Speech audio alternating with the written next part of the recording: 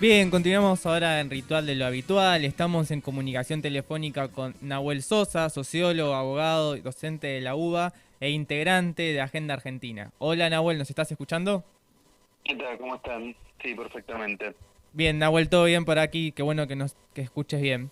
Nahuel, queríamos arrancar preguntándote, teníamos, bueno, la intención, ¿no? De poder conversar con vos, de saber qué pensabas un poco de la situación política actual en el país y en la ciudad.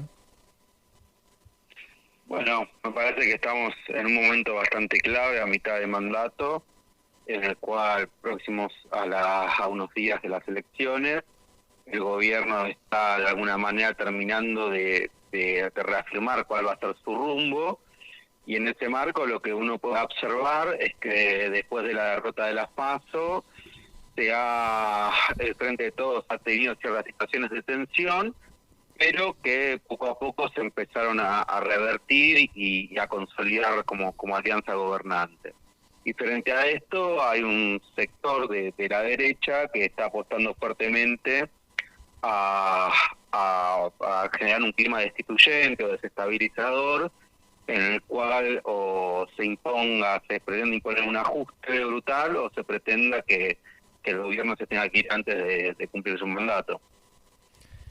¿Y cómo ves un poco en la ciudad, ¿no? De Buenos Aires en relación a los 14 años de gobierno del PRO, ahora bueno, con lo que representa Larreta, con Vidal, que es la principal candidata, ¿no? Esta proyección también de Larreta como presidente. Y también me parece que no hay que dejar de nombrar como, bueno, este pacto que hay entre los sectores del radicalismo, de incluso del Partido Socialista acá en la ciudad, que apoyan al PRO.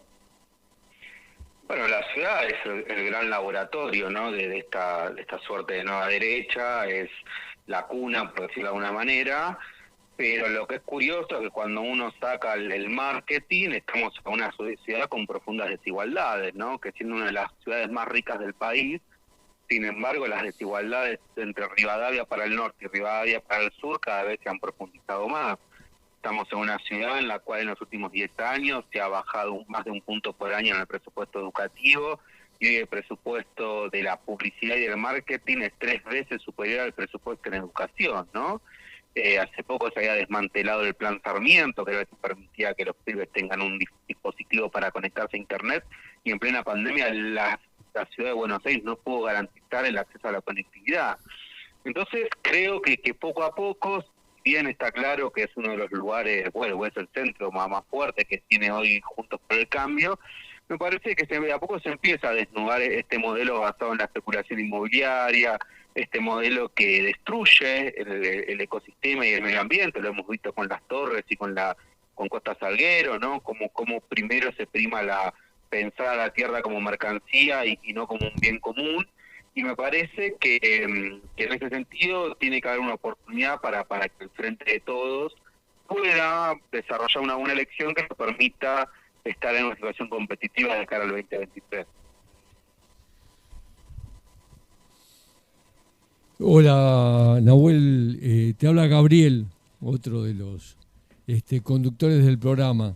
Eh, la verdad, la situación en la capital, con la construcción de las torres en la costanera sur, se va delineando como dos ciudades, ¿no? La ciudad de los ricos, para los ricos, para las inversiones de los ricos, y la ciudad y el resto que viven con la angustia de no saber qué va a pasar con sus casas, sus alquileres, sus condiciones de trabajo. ¿Cómo ves todo esto? Bueno, efectivamente, veo que lo que hay es un relato que justifica permanentemente las desigualdades, ¿no? O sea, esta idea de que hay vecinos de primera y vecinos de segunda, que hay ciudadanos de primera y ciudadanos de segunda. No hay nada más antidemocrático que pensar que en una ciudad cosmopolita, una ciudad plural, una ciudad heterogénea, existen ciudadanos que tienen más derechos que otros, ¿no? Entonces me parece que esta permanente denostación hacia lo público y una suerte de idealización hacia lo que es el mundo privado, esta falsa idea de ser emprendedor y meritócrata, cuando en realidad si no hay igualdad de oportunidades no existe la meritocracia, y en las cuales más que emprendedores permanentemente el gobierno de la ciudad son endeudados, ¿no? Lo vemos con el crédito UBA. Entonces me parece que asistimos a un relato muy peligroso en el cual se va configurando, se va naturalizando las distintas desigualdades que puede haber en las comunas. Entonces uno ve, no sé, lugares como Villa Soldati, lugares como Lugano, etcétera, donde la desidia del Estado porteño, ¿no?, es cada vez mayor. Y me parece que en paralelo parece una ciudad que nunca se hace cargo de sus problemas, porque lo que no dice la ciudad, por ejemplo, en plena pandemia, la ciudad de Buenos Aires no hizo un IFE porteño, no hizo ninguna ayuda a los comerciantes. En plena pandemia la ciudad dependió totalmente de los subsidios que le entregó, de las políticas públicas que hizo el gobierno nacional. Estamos hablando de la ciudad con más superávit de Argentina, incluso una de las ciudades con más superávit de América Latina. Es decir, no es que hay un problema de plata, hay un problema en todo caso de cómo se distribuye y dónde se elige gastar esa plata. Nahuel, vos recién hablabas de esta nueva derecha, ¿no? De la derecha. Y yo quería preguntarte, ¿no? Porque justamente durante la pandemia, durante todo el año pasado y gran parte de este, hubo sectores de derecha, ¿no?, que salieron a la calle con posturas anticuarentena, con discursos de odio. Y en el medio del confinamiento necesario por la pandemia, eso creo yo que ha calado en distintos sectores y sobre todo en algunos sectores de jóvenes, en algunos sectores estudiantiles, obreros. Quiero preguntarte vos cómo lo ves eso, qué pensás y si crees que es así. Bueno, lo veo con preocupación porque efectivamente en los últimos años asistimos a un proceso global de radicalización de las derechas, ¿no? Este no es un fenómeno solamente criollo, lo vimos con Trump, lo vimos con Bolsonaro, lo estamos viendo en Europa con Vox en España, estamos viendo incluso con Alemania, con partidos que vuelven a reivindicar el nazismo, partidos que incluso en sus propios programas son islamofóbicos o xenofóbicos. Y me parece que el gran tema es que a su vez la pandemia obviamente genera una situación de mucha incertidumbre y de muchas crisis social, ¿no? Y las derechas suelen fortalecerse cuando hay crisis, ¿no? Porque de alguna manera encuentran en un discurso obviamente simplista, en un discurso que estigmatiza fácilmente a un otro, ¿no? Entonces le echa la culpa, he visto, no sé, a líderes de la derecha italiana echando de la culpa del virus a los inmigrantes, del COVID, otros que le echaban la culpa a los chinos. Es decir, en un momento que la sociedad tiene miedo, tiene angustia, es muy fácil aprovechar esa situación para buscar una explicación simplista, ¿no? Y decir, bueno, la culpa es de esto.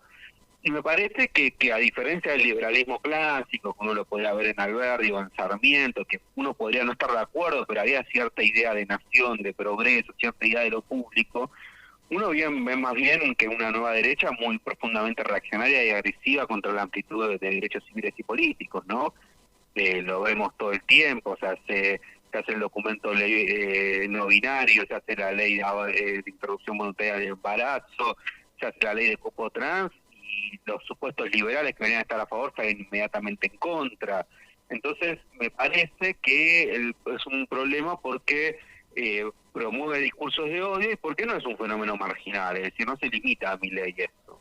O sea, esta derecha corrió más a la derecha ya existente que encabezaba Mauricio Macri. Justo mencionabas a Mauricio Macri y a Milei y pensaba, ¿no? Hoy comentábamos más temprano y creo que ha sido muy comentado la reunión recientemente que hubo entre Milei y Macri y un poco, bueno, también a modo de chiste, ¿no? Justamente Milei, un personaje de derecha que criticaba a la casta política, termina reuniéndose con Mauricio Macri. Bueno, pero porque él siempre fue casta, él fue asesor de Bussi, el ex genocida, Ramiro Marra, que es quien va a candidato a legislador, ha ido con Labaña, que se sepa, Labaña de anticasta no tiene nada, ¿no? No, para nada. Entonces, me parece que eso es, bueno, ahí hay un tema, con lo mismo pasó con Vox en España, ¿no? Que paraban como una política anticasta y reivindicaban a la monarquía, no hay nada más casta que la monarquía, ¿no? Me parece que tiene que ver que con una estrategia de confundir las banderas, ¿no? De transgiversar determinados términos, determinados conceptos, para quitarle peso al fin de cuentas, porque lo que se termina haciendo es analizando un concepto. O sea, justamente si hay algo que es casta en este país es el establishment, son las élites, ¿no? Quienes han perpetuado sus distintas formas de dominación.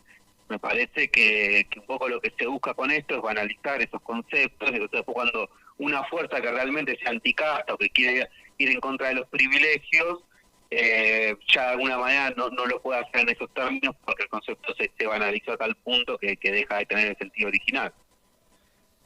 Sí, Nahuel, comparto plenamente lo que decías. Quiero hacerte una última pregunta, porque bueno, estamos en contexto de campaña, se vienen las elecciones legislativas, ahora el 14, pero pensando en lo que charlábamos y viendo un poco más allá de eso, de las elecciones y pensando un poco en el futuro, quería preguntarte cuál crees vos que puede llegar a ser la salida o por dónde sería esa salida para los problemas que tenemos ahora los argentinos y las argentinas.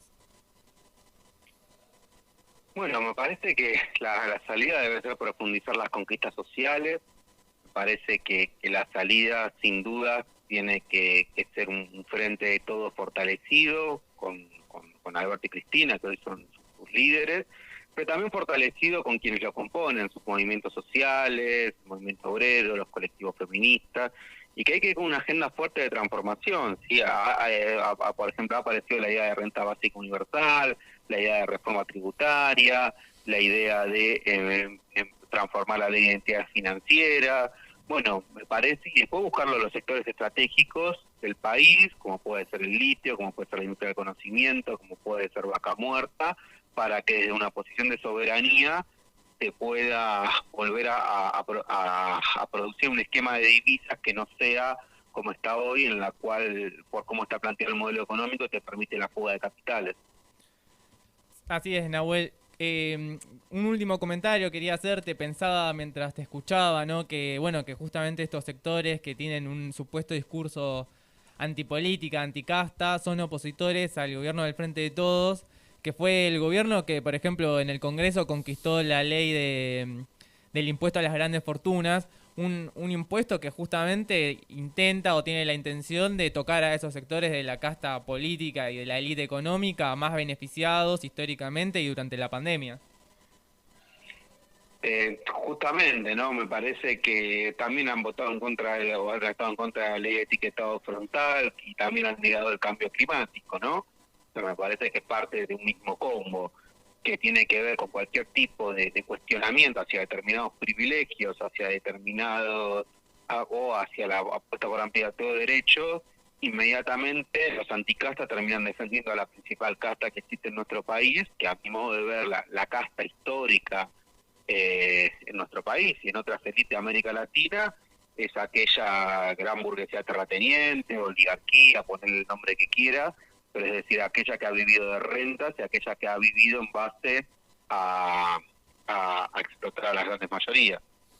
Así es. Nahuel, te agradecemos mucho por la comunicación, por haber conversado con nosotros, charlar un poco de estas cuestiones, ¿no? De la política nacional. En este contexto nos parece muy importante y bueno, nosotros de Ritual de lo Habitual, de Radio Viral, también nos interesa escuchar a todos, a todas y saber qué opinan de la situación política.